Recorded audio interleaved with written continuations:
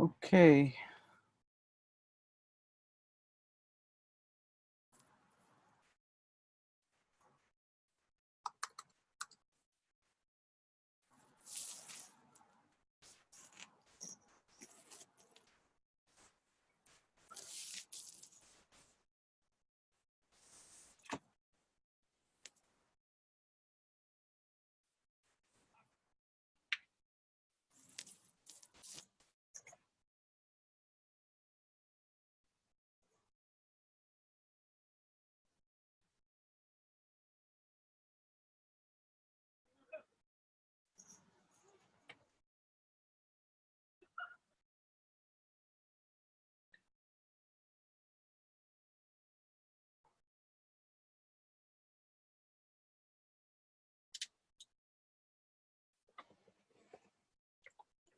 All right. So here we are. Not that many questions this week.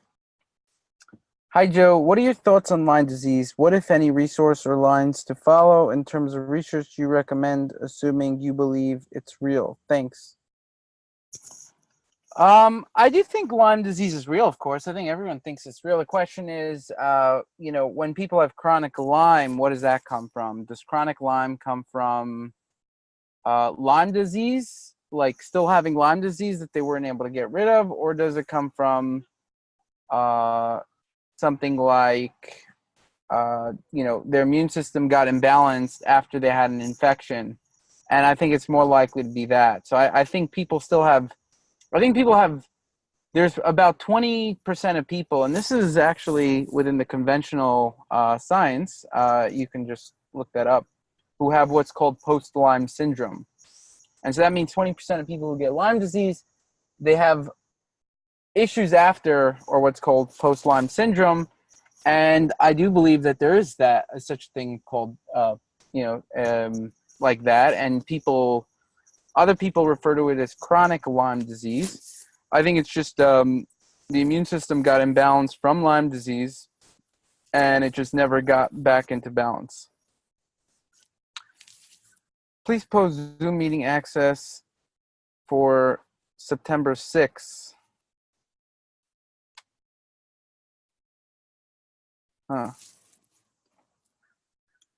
Okay. Let me do that. All right. Hi. Is Joseph? Yes. I got, let's see, September 13th, I was away, and I was not, it was pretty last minute as well. Okay. Joe, I'm off lectins, but I have read that reintroduction is important to get nutrients. So I tried a challenge last night with 3 small sliced cooked mushrooms, 2 bites of onion rings, and 2 bites of hamburger bun. 24 hours later, I had disaster pants. How long after a dehydrated not eat? I get AFib and leg cramps. So put 1/8 of a teaspoon of magnesium chloride, 1/2 a teaspoon of rheumite minerals, and 1/2 a teaspoon of Himalayan sea salt per 16 ounces of water. Is the magnesium a bad idea after a bout like this? My experimentation has given me any clarity. I think you meant to say hasn't. I would say that I would just eat like soup after an event like that, and I probably would not take magnesium. Magnesium does make your colon move faster, and I would not do that. So I would take minerals. I would take bone broth, things like that. Soup. I would not take magnesium at that time. Hey Joe, I used a Juvilite for the first time 2 days ago on my upper body, my face, for 5 minutes, and have been profoundly tired ever since. I was wondering if you had any insights as to why this might be. I can't seem to find any information on the subject of photobiomodulation increasing fatigue. The photobiomodulation definitely can increase fatigue if basically it makes the mitochondria work faster, and if you're not having certain inputs into the mitochondria, um, then you know, it, it it it could cause some oxidative stress. However, I do think that the main thing is infrared therapy causes some kind of oxidative stress, and if you have like issues already, it can cause fatigue. It used to cause me fatigue, but not anymore. The way to do it is just to do less of it, or just to handle the fatigue. Like sometimes getting a little fatigue after something like exercise is normal, yet exercise is still healthy. But if you get like fatigue for the next couple of days, then obviously you did too much.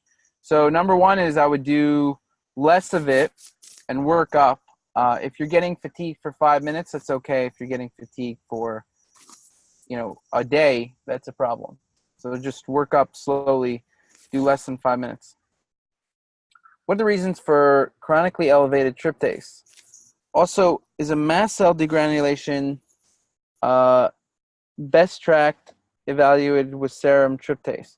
So serum tryptase is a marker of mast cell degranulation. That's the only thing I'm aware of for elevated tryptase.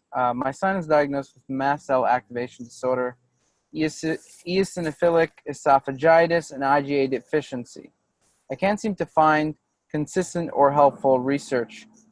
I would look at the lab test analyzer and plug his results in for these markers and see what the deal is. If we don't have these markers, I'm pretty sure we have some of them. If we don't, just request them and we will get them. But I think we have. I'm pretty sure we have either both or one of them, tryptase and IgA. Yeah. So the exact markers and the exact units that they do matter. Okay.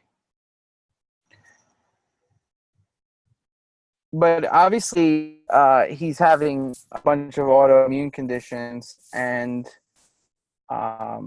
he needs to. I think the first thing is he needs to get an lectin avoidance diet as a first approach. I wasn't able to get on Zoom.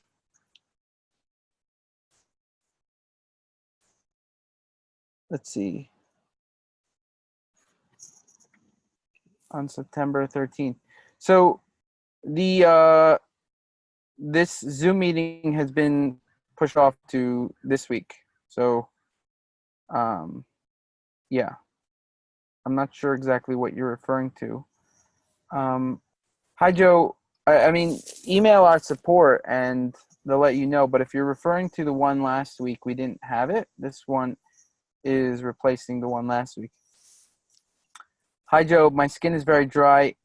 As I know it can be a sign of an autoimmune process, do you have any idea how I can check this? What is the best which I can do for my skin health?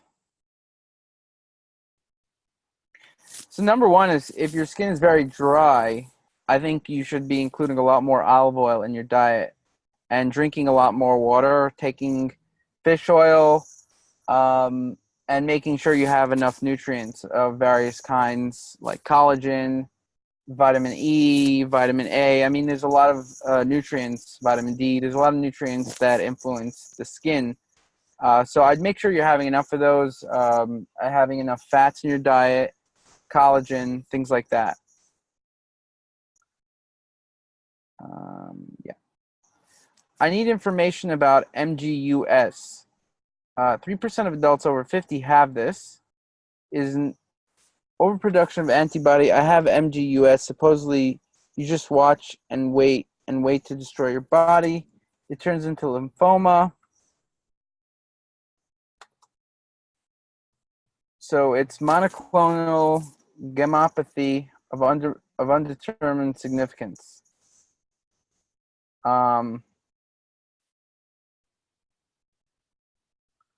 So let's just see what Wikipedia has to say. I'm honestly, I mean, I do have some knowledge of multiple myeloma, and Um,